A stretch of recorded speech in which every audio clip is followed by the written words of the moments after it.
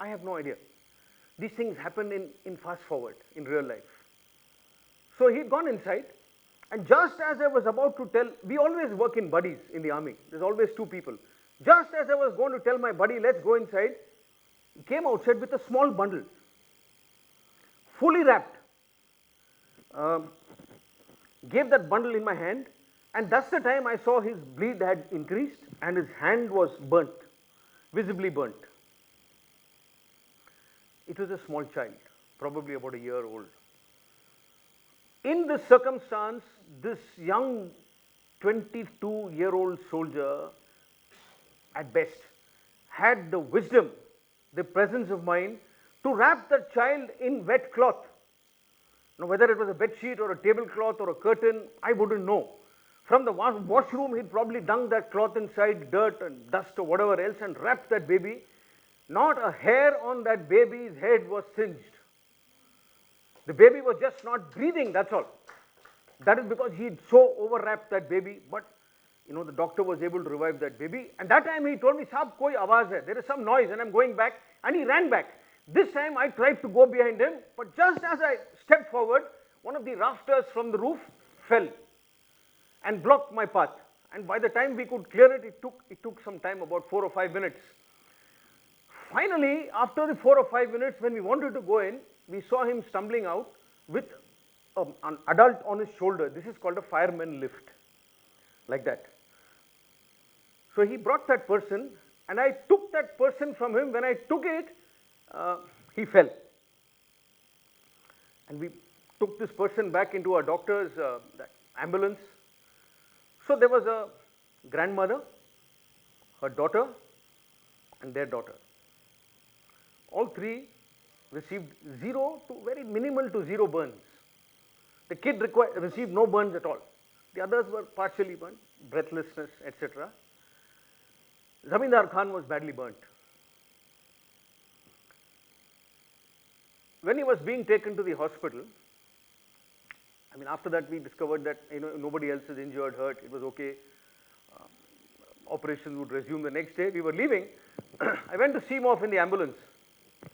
He told me, Saab, ghar pe mat batana, which means don't tell them at home.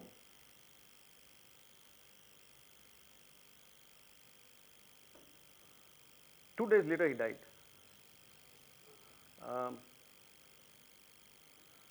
He died because his hand was almost fully burnt.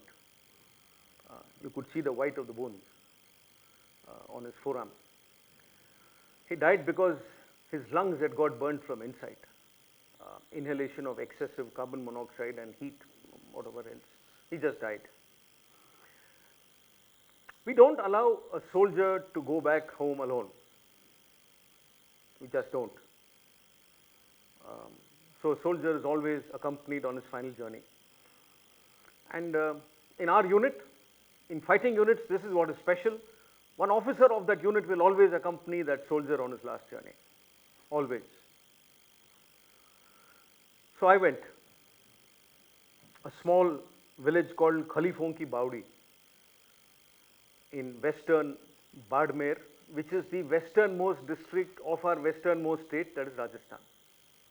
Almost bang on the border. The commanding officer gave me one single instruction, that the family should not be allowed to see the body because it got burnt beyond recognition, and it's not a pleasant sight. That was my only task. So I had requested in advance that we will do the burial whenever I reach. It was incidental that I reached in the late afternoon. Now when we went for the burial, it was obvious why Zamindar Khan was Zamindar Khan and not just Arun or somebody else. It was like the entire district had gathered there for his burial. Border villages in Rajasthan in those days definitely had very small, 10 huts, 20 huts, 40 huts. If you ask people how big is your village, they will tell you 100 diwarein hain, 100 ghar number hai, 100 numbers of houses are there in my village. That is, 250 is a very large village. 250 is probably 300 meters of a stretch of any of our roads, right? So that's how it is. But there were about 600 to 800 people at the burial. I went there, And in a departure from the norm, ladies were also present at that burial. Till then, I didn't know whether ladies come for burials or I didn't know because I wasn't very old myself. So we went there,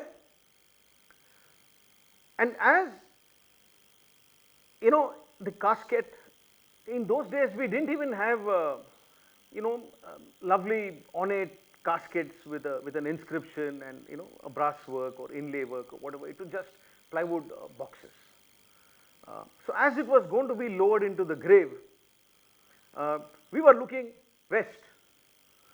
So the village is here, that's Pakistan, that's the border with Pakistan, and that's west, and that's where the sun sets.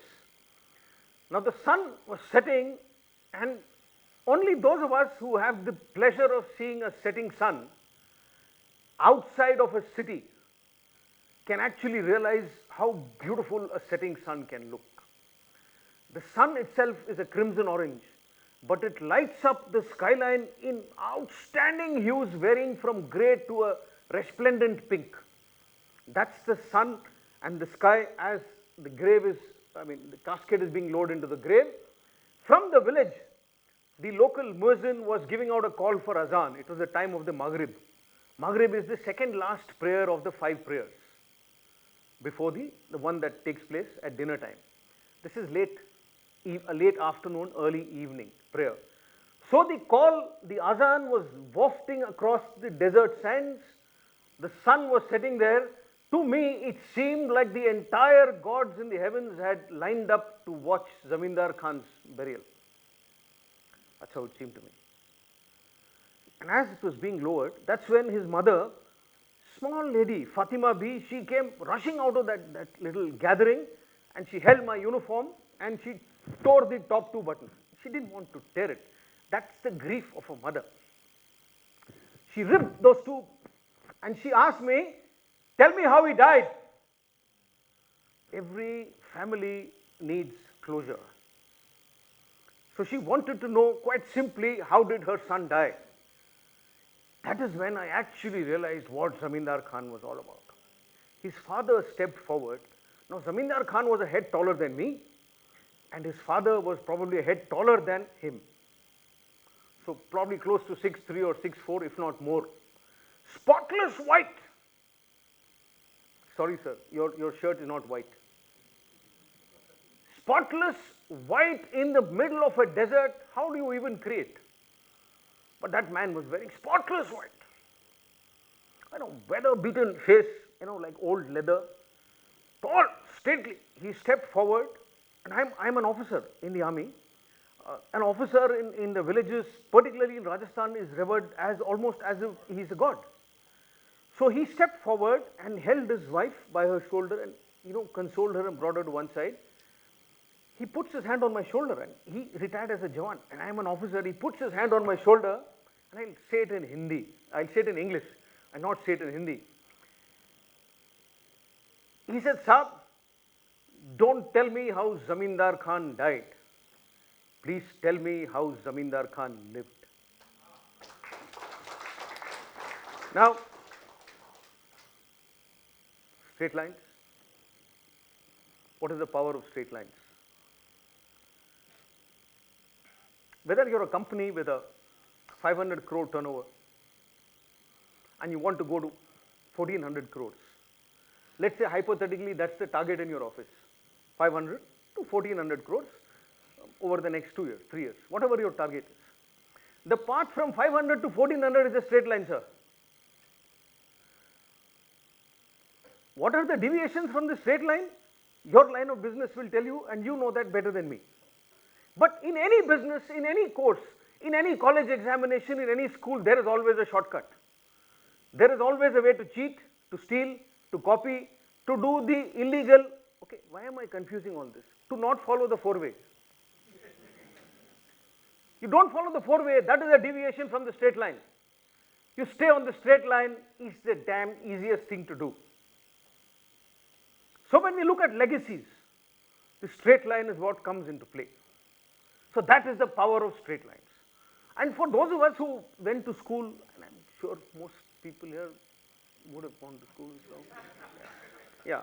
So, our physics and maths teachers made this very easy for us. They drew 2 points and said the shortest distance between these two is the damn straight line. Now, we must please understand that when we translate this physics or maths wala straight line to a real life wala straight line, you must do an experiment.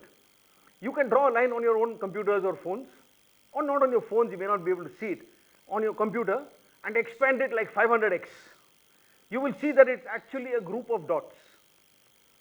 So what you actually have is a little band.